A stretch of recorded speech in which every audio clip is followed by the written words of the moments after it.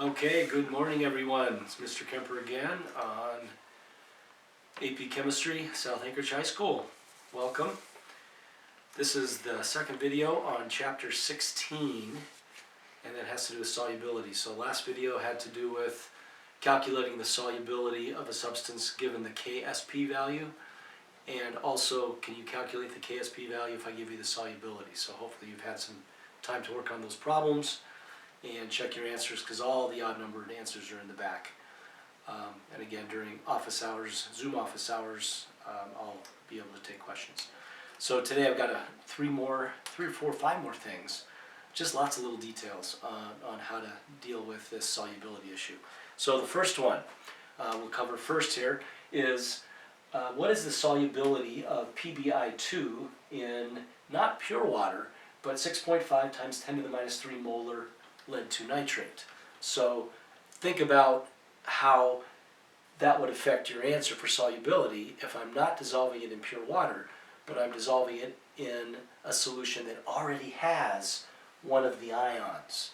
So stop the video and think about that. Would the solubility of lead-2 iodide be more, less, or the same as it was in water if I already have some lead ions in the solution? So stop and think. I'll give you a second to turn off the video and turn it back on. Okay, so hopefully you've had a chance to think about it. So if I already have a bunch of Pb ions in solution, you can sort of think of it as having added a bunch of Pb plus 2 ions, right? So which way would that shift the equilibrium? It would shift it to the left, meaning I've got more solid and less ions. So that means less of that solid is dissolving in lead nitrate than in pure water. So hopefully you were able to reason through that. Well, how much will dissolve? So what is the solubility of lead-2 iodide in a solution that already has some of the ions? Well, we're going to figure that out based on the exact same things we did yesterday. We're going to make an ice table.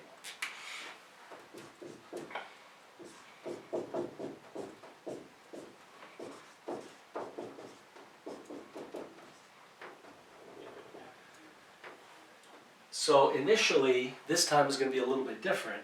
Initially, I don't have any iodide ions, but I already have 6.5 times 10 to the minus 3 molar lead-2 nitrate, which means I have 6.5 times 10 to the minus 3 molar lead ions. So 6.5 times 10 to the minus 3 molar. So I've already got some lead ions in there before I try to dissolve the lead iodide. So how are things going to shift? Well, I don't have any I minus, it's got to shift right. So I minus is going to be plus 2x, and Pb plus 2 is going to be a plus x. So if I add the two columns, I have 6.5 times 10 to the minus 3 plus x and 2x. So if I plug those into my equilibrium constant expression, concentration of lead ions times concentration of I minus ions squared, I know that that number is 1.4 times 10 to the minus 8th, and then lead is 6.5 times 10 to the minus 3 plus x, and I minus is going to be 2x squared. So now I've got to solve this for x.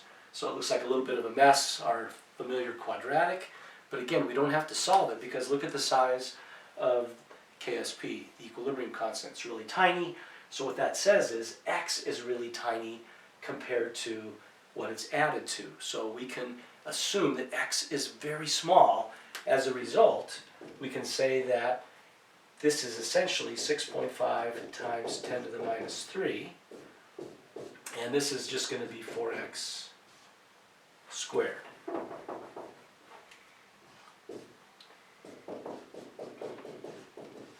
So now I can do some math, divide both sides by that number, divide by 4, then take the square root, and you should come up with x, which is 7.34 times 10 to the minus 4. Remember, that x is the solubility. Okay, so that's the solubility of PbI2 in a solution that already has some lead ions in it. Compare it to 1.5 times 10 to the minus 3 molar in pure water.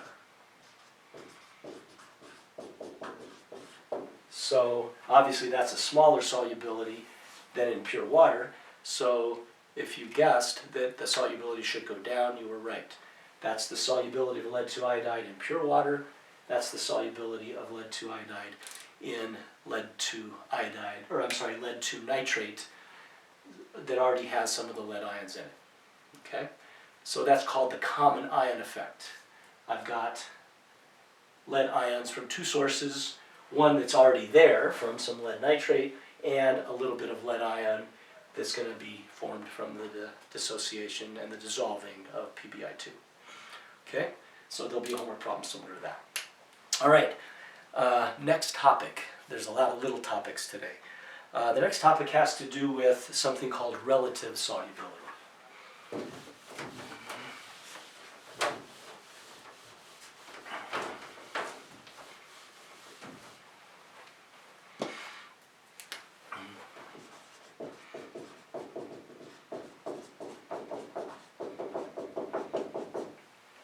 Okay, and in general, there's a couple rules here. Okay, number one, the greater the Ksp,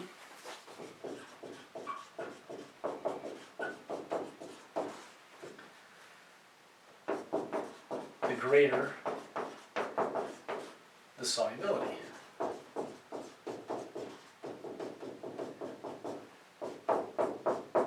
Big caveat though, if the substances being compared break into the same number of ions.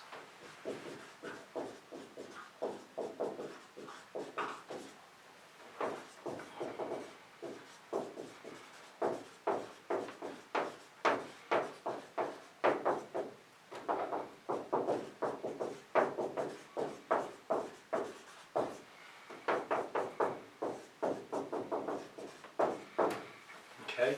So if I'm comparing the solubility of two substances, I can simply look at the Ksp value in a lot of cases. Again, the larger the Ksp for the substance, the greater the solubility. But that only works if the substances being compared break into the same number of ions. Okay? If different numbers of ions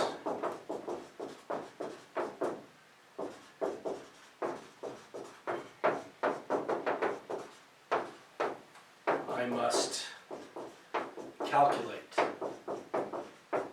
the solubility to compare them.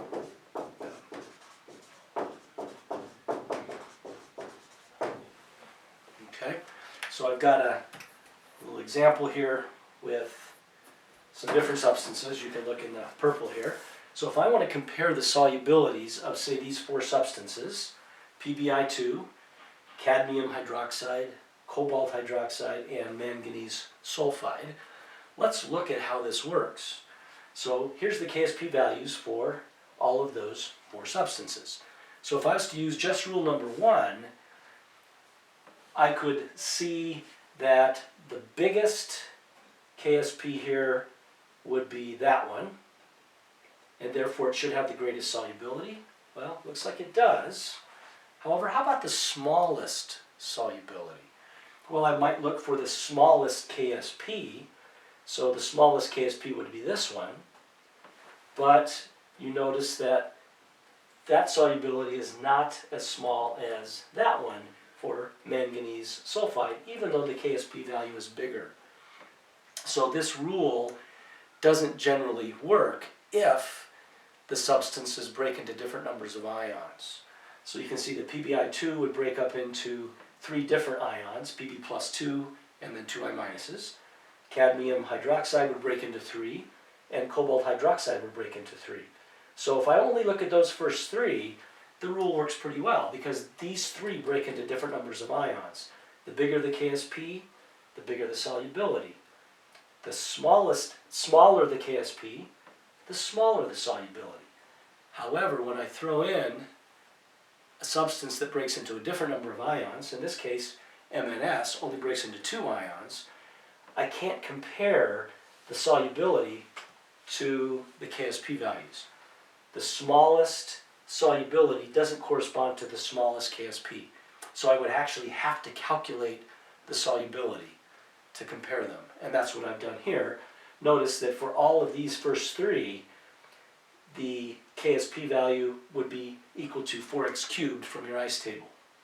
Okay, and then I'd solve for x, and those are the solubilities. But for MnS, there's only 2 ions that it breaks into. So if you're doing a lot of this in your head, the ice table would be x and x for the manganese ion and the sulfide ion. That's why it's only going to be x squared for setting equal to the Ksp value. When I take the square root of 2.3 times 10 to the minus 13, that's the number that I get. So again, simple idea with relative solubility. Okay? Any questions? Okay, good. Let's move on. Oh, Caden, put your phone away. Thank you. All right, next topic. Gonna make it a little puzzle for you to solve.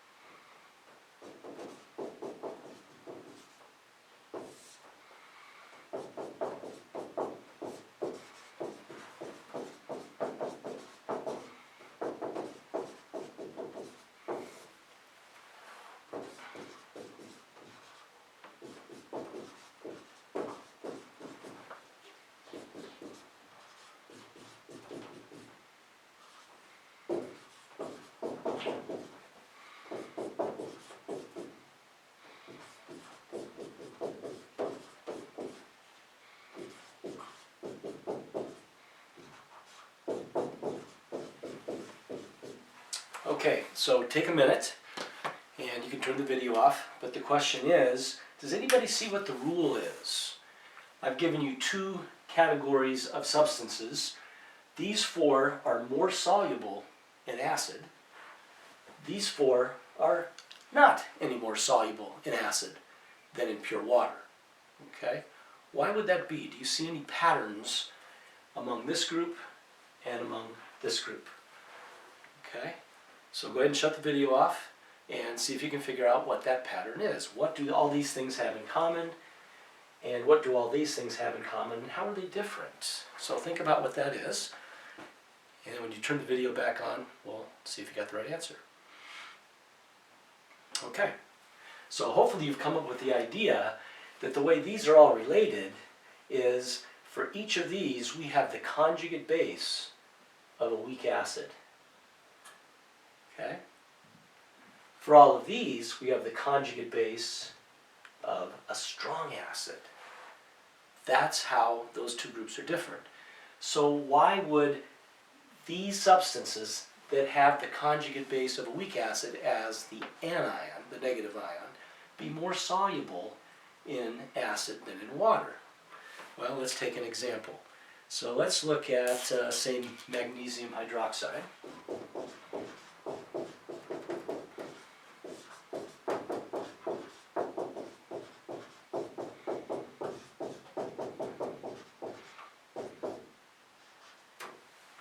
Okay, so what would happen to this equilibrium if I add H plus ions to it? What would happen? Well, hopefully you're noticing that the H plus wants to combine with the OH minus to form water. Okay,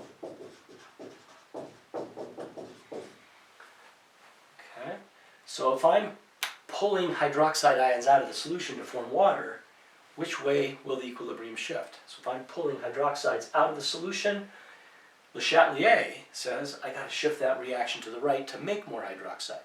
Well, as I shift it more to the right, remember this is a solid here, if I shift this equilibrium to the right, the equilibrium position, not the constant, the equilibrium position, if I shift that equilibrium position to the right, well, that is making more magnesium hydroxide dissolve. So for magnesium hydroxide, I would be making that more soluble. similar situation. Let's say I have, let's do BAF2. That's a solid. Again, if I add H plus ions, then I'm going to form HF, which is a weak acid. A weak acid wants to stay together in solution. So that will pull fluoride ion out of the solution, forcing the equilibrium to go to the right, meaning it is dissolving better. Okay? Well, let's see what happens if I try that with one of the strong acid anions. So let's do AgCl.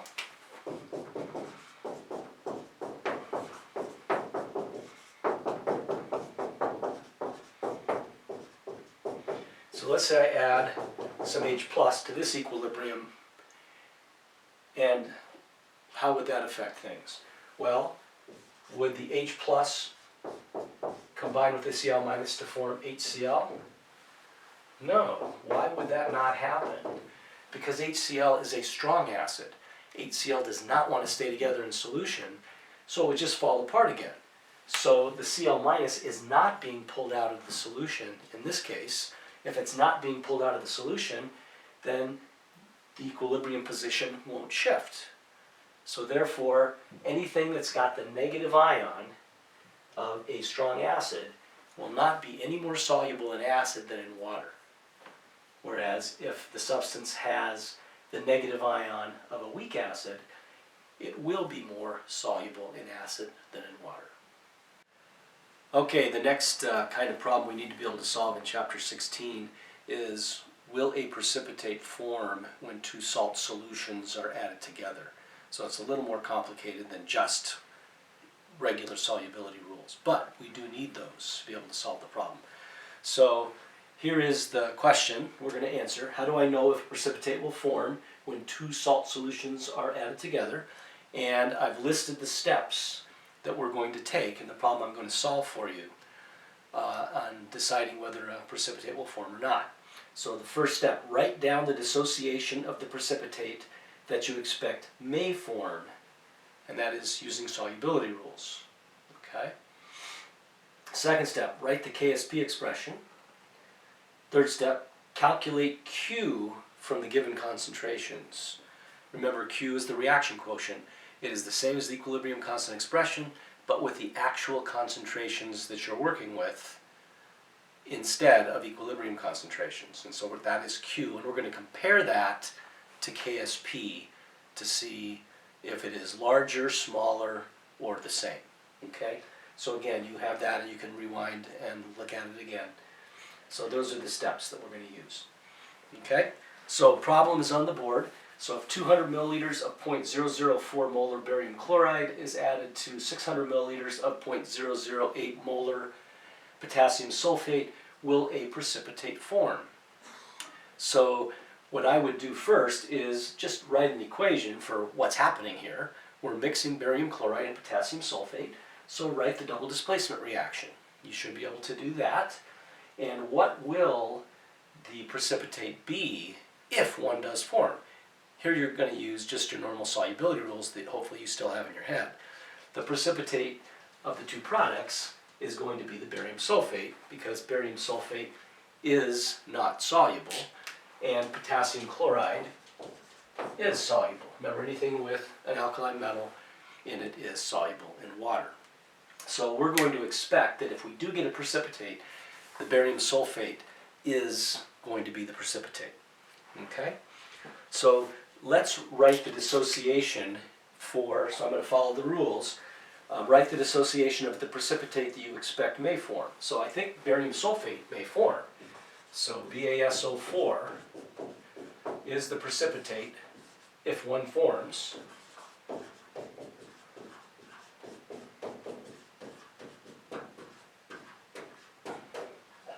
Okay, so that's going to be my Ksp equation. Okay, so we know the Ksp for BaSO4 is 1.1 times 10 to the minus 10th. And you can find that in your Ksp chart. I think it's page 761 in your book. Okay, So what I need to do right now is figure out what my Q is going to be, right? Well, my Q expression is the same as the equilibrium constant expression. So it's going to be concentration of barium ions times the concentration of sulfate ions. I've got to figure out the value of this Q with the given concentrations that I'm going to figure out in a second and compare it to that Ksp value, okay? So the hard part really is a good review of chapter 4, which is precipitation reactions and using liters and molarity. So what I've got to do is figure out what the concentration of my barium ion is and my sulfate ion is after I mix them together. So what I have to do there is use the information in the original problem. So the moles, remember, is the liters times the molarity. So I'm going to have 0.2 liters times the molarity of barium chloride, which is also the concentration of the barium ion. So if I do the math here, I'm going to get, well, what I'm going to do is, I'll do the moles first. So I got 8 times 10 to the minus 4 moles. And then once I mix these two solutions together, I'm going to have 200 plus 600 milliliters, or 800 milliliters, or 0.8 liters. So I'm going to divide that by 0.8 liters. And that will give me the concentration of barium ions in this solution once they're mixed. And I get 1.0 times 10 to the minus 3 molar. Okay. Now, I do the same thing for the potassium sulfate. So I'm going to have 600 milliliters, or 0.6 liters, times the molarity of 0.008 molar. That's the concentration of potassium sulfate. It's also the concentration of sulfate ions, because there's only one sulfate per molecule. So if I do the math there, I'm going to get 4.8 times 10 to the minus 3 moles of the sulfate ion divided by the 0.8 liters, and that will give me the concentration of sulfate ions as 6 times 10 to the minus 3 molar. Okay, so once I've mixed these solutions together, that would be the concentrations of those two ions that I'm interested in, the ones that may come together in high enough concentrations to make a precipitate. So what I've got to do now is figure out, well, is that concentration combination high enough to make a precipitate? So I'm going to plug those concentrations into my Q equation. So barium concentration, 1 times 10 to the minus 3 molar. Sulfate, 6 times 10 to the minus 3 molar. And that gives me a Q of 6 times 10 to the minus 6th molar squared. So again, don't worry about the units. So let's don't worry about units at all. But that's what my Q value is. It's just that combination of those two concentrations. Now I'm going to compare this Q value to Ksp. Remember, down here, compare Q to Ksp. If Q is greater than Ksp, that means I'm going to have precipitation. So is that true here? Compare Q to Ksp. It is bigger than Ksp. So that means, yes, precipitate forms.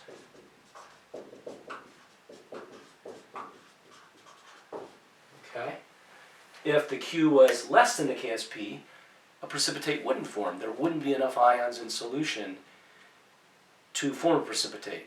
The solution can dissolve that many ions. And if Q and Ksp were exactly the same, that means I'm at equilibrium. And what that means here is that the solution is saturated.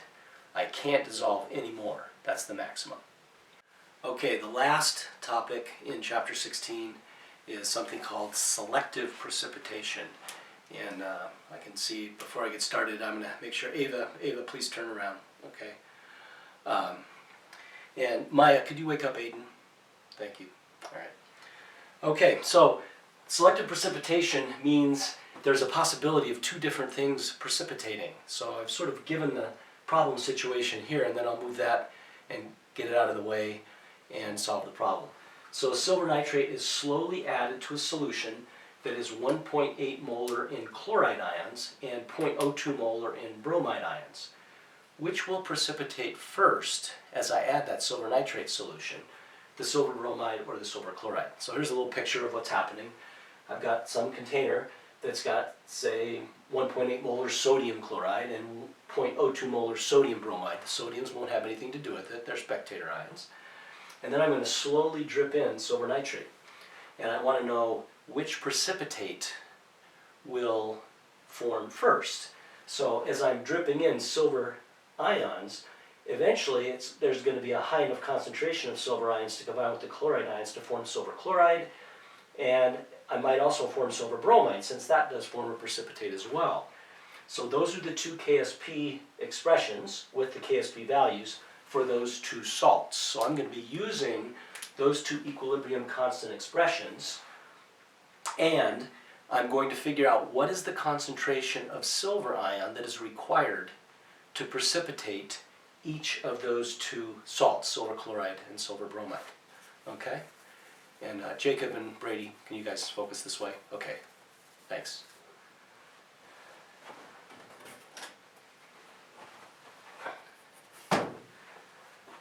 Okay, so we'll start with the Ksp for the silver bromide, and silver bromide is going to be Ag plus times the bromide ions. Okay, and I know for the silver bromide the Ksp value is 7.7 times 10 to the minus 13th. Okay, so you can refer back to the board if you have, can't see it now, or you can refer back to it in your video. Okay, so what I've got to find out is what silver ion concentration, and nobody caught this, this is actually a +1. Okay, what silver ion concentration is required to start precipitation. So what I'm going to do is I'm going to solve for the silver ion concentration. And that's going to be equal to the Ksp divided by the bromide ion concentration. Okay. Now I know what the Ksp value is for silver bromide. And again, it is 7.7 times 10 to the minus 13th.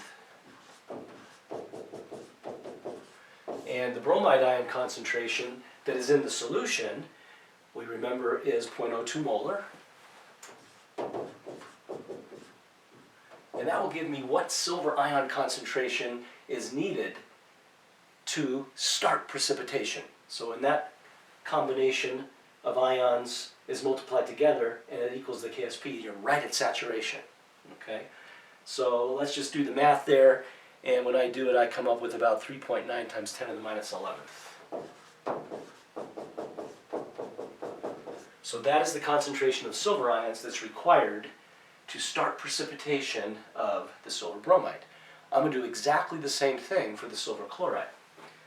So the Ksp for the silver chloride is going to be the silver ions times the chloride ions.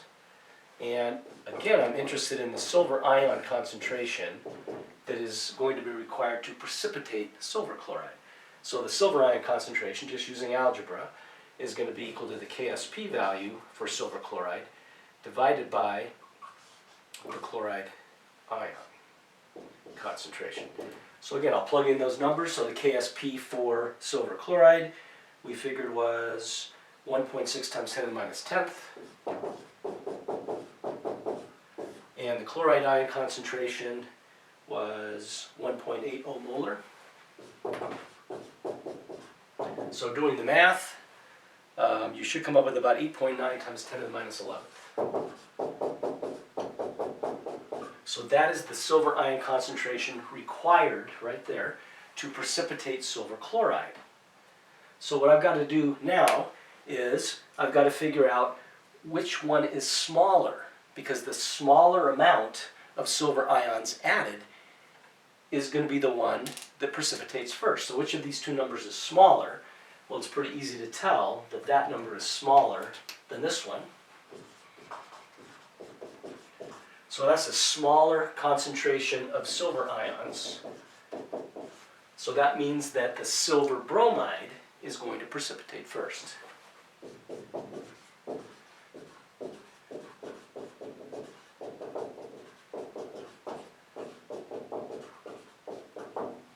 Okay.